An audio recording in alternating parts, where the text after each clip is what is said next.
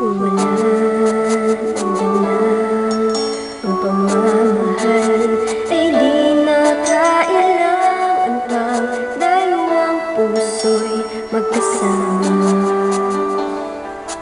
Kung wala ng tamis sa damdamin ay pag-ibig ay hayaan na puso ay mag-isa.